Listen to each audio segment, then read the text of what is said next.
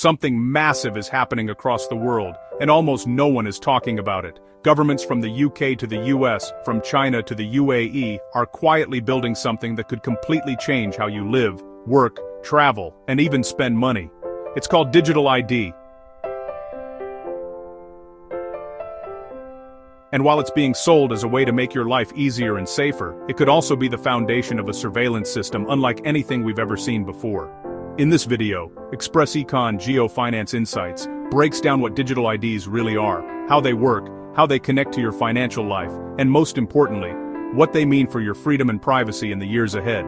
Stay tuned, because by the end of this video, you'll understand why some people are calling this turnkey totalitarianism. What is a digital ID? Let's start simple. A digital ID is an electronic form of identification, an app on your phone that stores all your verified personal information. It's not just a photo of your driver's license, it's a biometric profile tied to your face, your fingerprints, your address, your bank account, your tax records, your medical history. All encrypted and verified by a central authority, usually the government. Instead of showing your license to prove your age or your passport to travel, your digital ID could simply confirm that you're old enough or authorized, without revealing more than needed. On paper that sounds convenient, right? Less paperwork, faster access, more security. But once your entire identity exists in digital form, whoever controls that system controls you. The global rollout. Right now, over 100 countries either have a national digital ID or are building one. In the United Kingdom, the government has announced that a free digital ID will become mandatory to work, meaning without it, you won't even have the right to hold a job. In Europe, a new law called IDIS 2.0 will require every EU country to launch a national digital ID wallet by 2026. In the United States, at least 25 states have already introduced mobile driver's licenses, while 20 others are developing similar programs. Tech giants like Amazon and Uber are starting to accept them.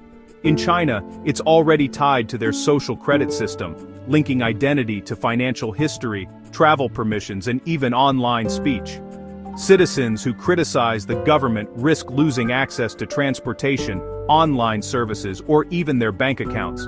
And organizations like the United Nations, World Bank, and World Economic Forum are funding these projects under the slogan, Legal Identity for All by 2030. This is a coordinated global effort, not a coincidence. Why governments say they want it? To be fair, governments claim digital IDs are about security, convenience, and inclusion. They argue it will stop identity theft and fraud, make it easier to access government services, help the nearly 1 billion people who don't have legal identification join the financial system. And yes, countries like Estonia have seen benefits. 99% of their government services are now digital, saving them about 2% of GDP every year. So, on the surface, it looks like progress, a universal login for modern life. But convenience often comes with a price, and that price might be your privacy, autonomy, and freedom. The hidden dangers. Once identity becomes centralized, it becomes controllable. Governments can decide what you're allowed to access, and corporations can decide how much you should pay. Example 1. Government power. During the Freedom Convoy protests in Canada, the government froze bank accounts of citizens who simply donated to the cause, without trial or conviction. Now imagine that kind of power, but automated through a national ID system. If your digital ID is connected to your bank, one click could lock you out of your savings for suspicious activity. Example 2. Corporate control. Companies like Amazon or Ticketmaster could use your ID data to set dynamic prices. If your profile shows you just landed from a long flight, the system could charge you $25 for a sandwich instead of $12, knowing you're too tired to argue. That's not science fiction. That's how data-driven pricing already works online, just taken to the next level. Example 3. Total surveillance.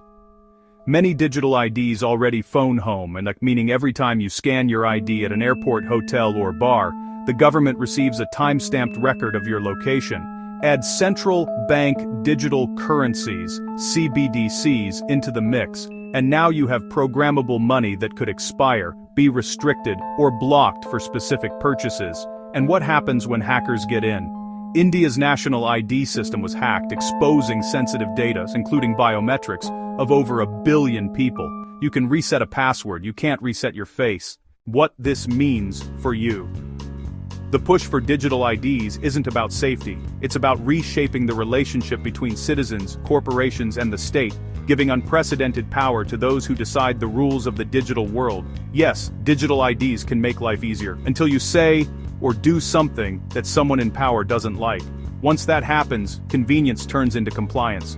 The world is moving toward a future where identity, money, and freedom are all connected. And that's why understanding digital IDs now is so important.